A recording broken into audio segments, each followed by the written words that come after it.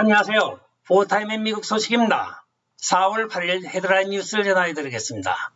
포타임에 낸시 펠로시가 코로나 양성 반응 판정을 받아서 치료에 들어간 것으로 나타나고 있습니다. 4월 6일 백악관에서 열렸던 오바마 케어 12주년을 기념하기 위하여 백악관에 들어갔던 낸시 펠로시가 조 바이든 뺨에 키스라는 장면이 포착이 되었습니다. 바로 옆에는 오바마가 있었는데 어느 곳으로부터 전염이 되었는지 몰라도 낸시 펠로시가 지금 코로나 양성 반응을 나타내고 있다고 합니다.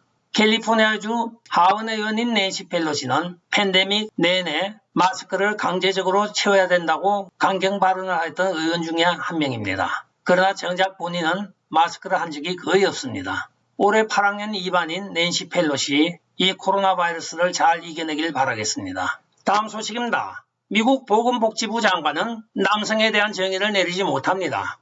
케탄지 브라운 잭슨 대법관 후보가 여성에 대하여 정의를 내리지 못하는 그 맥락에서 오늘은 로렌 보발트 콜로라도 하원 의원이 보건복지부 장관인 베세라에게 남자에 대한 정의가 어떻습니까? 하고 물어보니까 역시 자기는 그 정의를 내릴 수 없다고 이야기를 하고 있습니다. 이 사건의 발단은 바로 보건복지부에서 아이를 출산한 여성에 대하여 어머니라는 단어 대신에 출산하는 사람이라고 표현을 하였던 것입니다. 이에 보발트 의원이 어머니와 출산하는 사람의 차이점을 설명하라고 하자 끝까지 베세라 장관은 그에 대한 대답을 회피하고 있습니다. 그냥 어머니는 아기를 낳은 여성을 어머니라고 합니다 하면 간단한 초등학생도 아는 대답인데 조 바이든 행정부의 이 관료들은 어머니나 남자나 여자에 대한 정의를 내리지 못하고 있습니다. 다음 소식입니다. 세월 따라 변하는 인간이지만 조 바이든이 지금 플로리다에 부모들이 알 권리, 즉 게이라 부르지 마세요 하는 그 법안에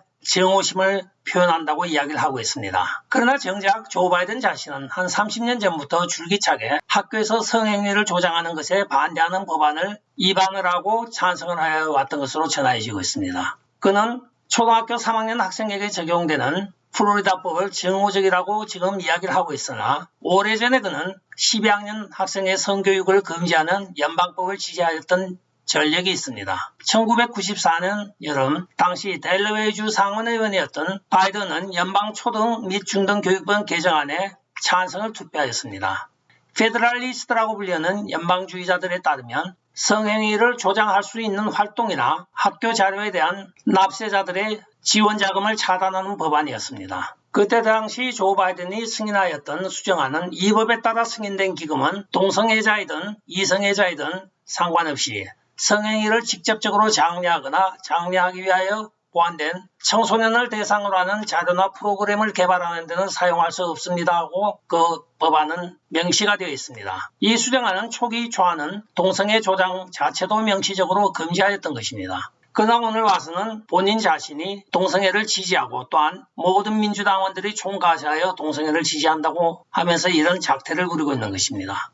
다음 소식입니다. FDA 서류에 의하면 파이자 백신 승인 시에 10대에 대한 심장 손상 사례를 누락시키고 승인을 받은 것으로 나타나고 있습니다. 2021년 초 심근염에 대한 보도들이 나오기 시작하자 정부와 언론들은 발병률이 매우 낮다고 주장을 하였습니다. 자마있는 카이저 펄마멘트에서는 그 비율이 100만 분의 6.6명이라고 이야기를 하였고 2021년 6월이 되자 다른 자마 연구에서는 군대에서 5만 명 중에 1명의 비율로 발견하였다고 합니다. 그러나 이번에 시민의 알 권리를 통하여 입수된 파이자 서류에 따르면 1000명 중에 약 1명 정도가 발병하는 것으로 알려지고 있습니다. 이것은 발병률이 상당히 높은 백신이라는 것을 증명하는 것입니다. 따라서 회사에서는 1000분의 1에 해당하는 0.1%의 발병률을 나타내고 있는 심근염에 대하여 그 사항을 빼버리고 보고하여서 승인을 받았던 것입니다. 무증상 심근염까지 포함을 할 경우에는 몇 프로인지 지금 감이 잡히지 않는다고 합니다. 전 빌 클린턴 고문이었던 나오미 울프가 스티브 벤의 원룸에서 오늘 폭로를 하고 있는 것입니다. 이렇게 위험한 백신을 국민들에게 4차까지 지금 맞히려고 하고 있는 것입니다. 한편 60세 이상 100만 명 이상의 사람을 포함하고 있는 이스라엘 연구소의 예를 보면 이번에 맞히는 네 번째의 코비드 주사, 즉 두 번째 부스터는 코비드에 대한 보호를 단지 4주 내지 5주만 효력이 있다고 발표가 되고 있습니다. 4, 5주를 코로나에 걸리지 않기 위하여 4차 부스터 샷을 또 맞아야 되는 것입니다. 다음 소식입니다. 백악관의 젠사키가 오늘 기자들에게 불법적으로 입국하고 있는 외국인들에게 스마트폰을 미 정부가 제공한다고 확인을 해주고 있습니다. 그 원인으로는 그들이 앞으로 이민 수속과 또한 거주지를 확인하기 위하여 준다고 하는데 실제적으로 그것은 말장난에 불과한 것입니다. 대부분의 불법 입국자들의 99.5% 이상은 이민국이나 법원에 출두를 하지 않고 있습니다. 그냥 불법 체류자로 살아가는 것입니다. 따라서 많은 전문가들은 이들에게 공짜 스마트폰을 나눠주는 것은 이들의 행선지와 위치 소재 파악을 하기 위하여 나눠주는 것이라고 이야기를 하고 있습니다. 자국 국민을 상대로는 감시 시스템을 했다가 난리가 나게 생겼으니 지금 불법 외국인을 상대로 감시 시스템을 지금 가동해보는 것으로 보여지고 있습니다. 다음 소식입니다. 바이든은 린다 페이건 제독을 미 해안경비대 대장으로 지명을 하였으며 만약에 인준이 된다고 하면 린다 페이건은 미국 제복을 입은 최초의 여성 사령관이 됩니다. 페이건 제독은 6월 1일 워싱턴 DC에서 예정된 지휘 변경책 이후에 은퇴할 예정인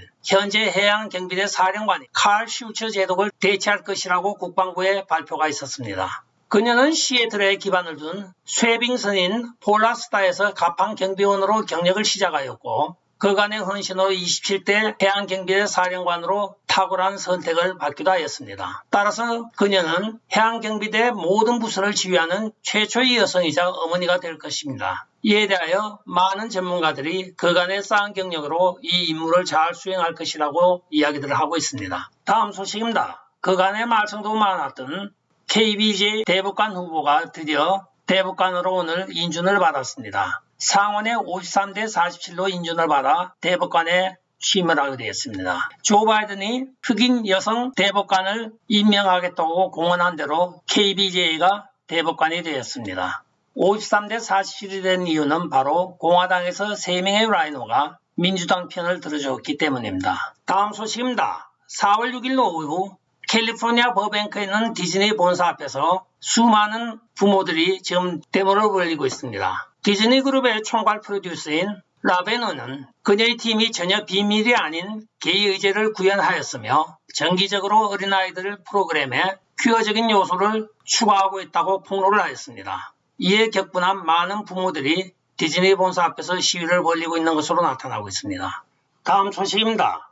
미국 사회가 지금보다 상황이 나빠질 것이라고 하는 것은 다음 3가지를 들 수가 있습니다. 첫 번째는 비료 위기이고 두 번째는 안도의 순간을 제공하지 않고 있는 끊임없는 드라마의 연속인 것입니다. 드라마라고 하는 것이 우리가 일반적으로 알고 있는 연속극이나 이런 드라마가 아니고 팬데믹을 통한 패닉의 극장인 것입니다. 팬데믹 패닉의 극장과 우크라이나 전쟁 또는 계속되는 공급망 문제, 이 모든 것이 우리가 살고 있는 현실 세계에 영향을 미치는 드라마인 것입니다. 오늘날 드라마는 우리의 삶에 영향을 미치고 뉴스 주기마다 우리를 새롭게 압박하는 끝없는 연속성이 있는 것 같습니다. 세 번째 위기는 바로 그레이트 리셋입니다. 우리가 보고 있는 이 세상을 세계주의 엘리트들이 인플레이션과 자본주의 체제의 붕괴를 추진함에 따라서 우리는 이러한 적들을 직접적으로 다룰 힘이 없습니다. 그들의 권력과 부는 일반 서민들이 범접할 수 없고 건드릴 수 없게 지금 만들어가고 있는 것입니다. 따라서 이 모든 것을 정상으로 돌리기 위해서는 신의 손이 아니면 거의 불가능한 것으로 현실적으로 다가오고 있는 것입니다.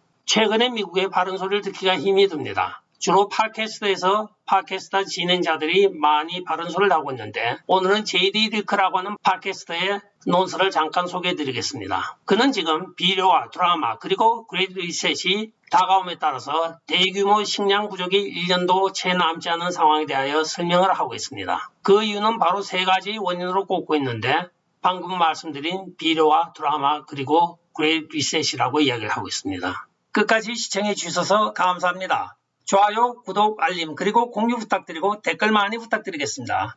안녕히 계십시오. 바이.